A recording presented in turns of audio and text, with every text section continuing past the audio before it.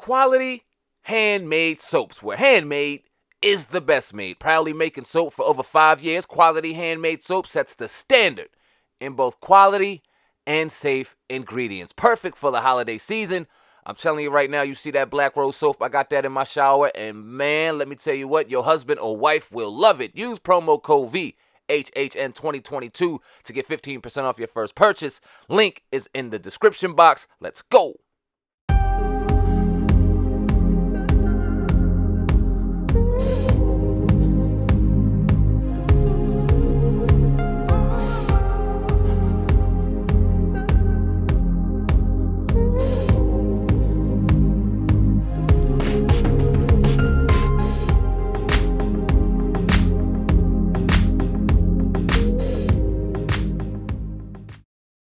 What up, y'all? It's your man Sam, and here at Viral Hip Hop News.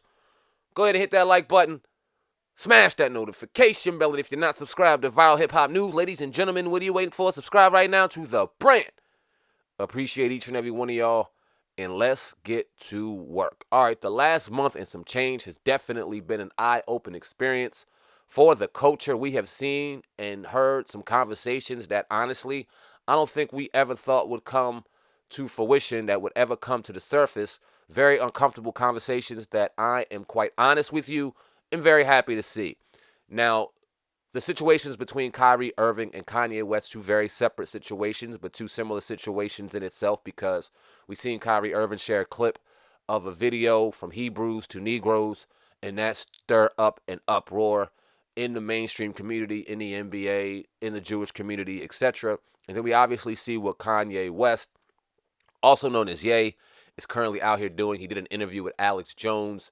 It was either yesterday or broadcasted yesterday. It was all over social media yesterday, where Kanye West went in saying things that he enjoyed and liked and respected about Adolf Hitler, putting the swastika on Twitter, and eventually getting removed again from Twitter. Now, it is a definite divide between people who support Kanye and are slamming the door on Ye. People thinking that this is still a part of his master plan. Other people assuming that he is absolutely batshit crazy and he needs to be stopped and muzzled at all costs. There's a divide without question, not only in just the world in general, but in particular in our community. Oh God, and I dropped a video from our podcast yesterday speaking about Ye, and I've been reading the comments, and a lot of them are definitely split down the middle. Some people are supporting Ye to the fullest. Other people are saying you are absolutely crazy for even entertaining the nonsense that they assume Kanye West is spewing. And then there were some people that told old God and I to do some research. Now, we hear this very much. I think the term do research is used very loosely. I think some of the people that say, y'all brothers got to do your research, some of them are watching YouTube videos and are watching the same exact YouTube videos anybody else can fucking watch, and just telling you to do your research. And those people I ignore. But there are other people and other people that say do your research that actually care about the information, that actually care about things that are being distributed. And it is those people that make me think, okay, yes, maybe I know some things about this situation more than they may know, but I'm going to take the do your research and I'm going to apply that and put it into a teaching moment here on my platform. That's what I want to do. So I remember Professor John Henrik Clarke, African-American historian. I remember watching some of his videos. I remember my mother talking about him as I was a child. And it made me think of him in this breath, because things that he spoke about when he was alive, God rest his soul, kind of pertain to the very things and issues that we're dealing with right now. And I think it's an important time to share a clip of one of his interviews that he did in the early 70s, where he speaks on how slavery occurred and how the Europeans tried to just basically sweep slavery under the rug as if it never happened, even though we know good and goddamn well, and we have evidence that it was alive and well, and it definitely happened, right? And what I mean by alive and well, I don't mean that as a positive thing. I mean it was alive and it was doing what it was supposed to do, but to the denigration of us and our people. And we've seen the lasting effects of what slavery had on us 500 plus years later, as we still sit here and struggle with not only our identity, but our place in this world, our place in this country, our place in our own community. It's definitely had a lasting effect. But I'm going to play a little bit of the clip of Professor John Henrik Clarke. And I want you guys, I hope you guys enjoyed it. I watched it years ago. I think I seen it on PBS sometime or whatever the case may be. But I'm going to play a little bit of the clip now. If you haven't heard of the brother, please do some more research and look him up and listen to the interview in its entirety. If you have heard of him, which I'm sure a lot of you are, or excuse me, a lot of you have, then enjoy it and reflect on what this brilliant man said and share some more information, share some more knowledge, share some more history. This is what we're supposed to do here. So without further ado, I'm going to play the small clip. John Henrik Clarke doing an interview back in the 70s. Please like, comment, and if you deem this video worthy enough for a share on your social media platforms, please share it. I appreciate y'all. But without further ado, let's hear the legendary that John history is being Henrik manipulated Clarke. for an end in itself. in itself. History, the Europeans began to manipulate history when they rose and began to expand into the broader world in the 15th and the 16th century because they had to justify the slave trade and they had to justify the colonial system that followed.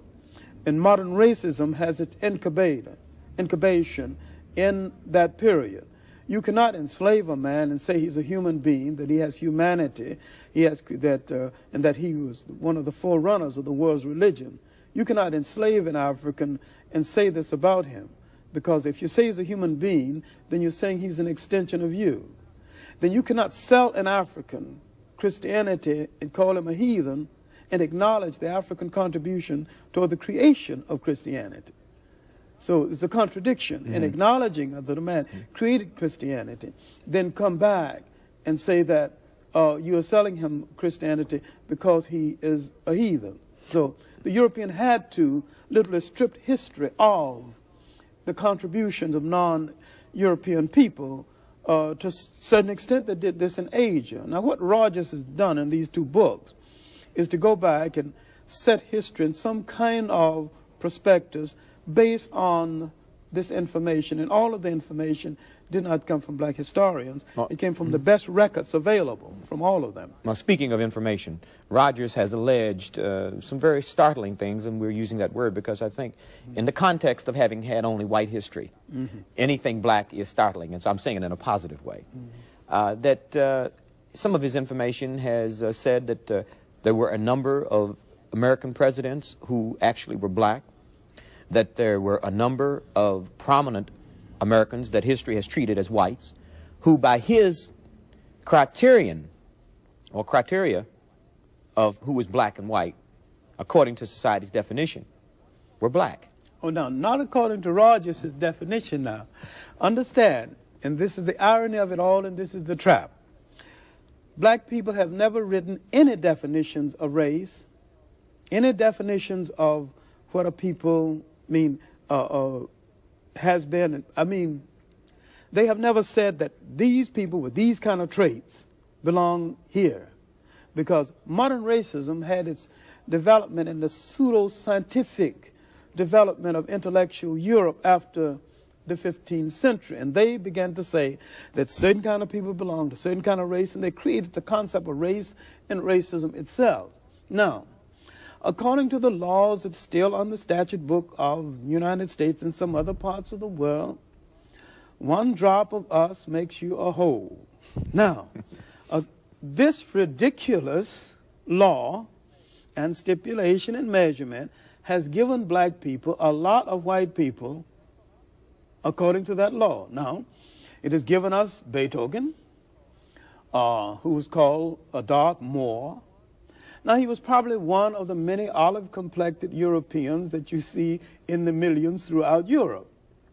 But in the States, in the United States, they say that if you have one drop of blood of a black person, you're a whole black person. Now, by this stupid law, we have a whole lot of white people. There's a whole lot of people that think they're white that belong to us.